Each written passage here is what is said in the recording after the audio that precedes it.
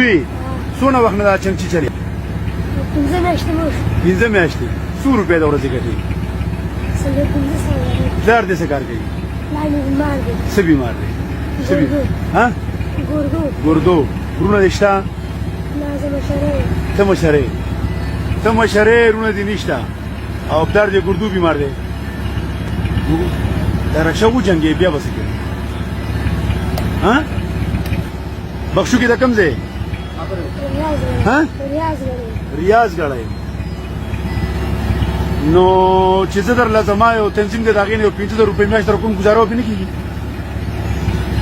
ها نه کیږي به وسونه گزاره کیږي د میاشتې جاړه ما کنه ها څو خويندرونه په کور کې څو کسانې په کور کې یو پلار دې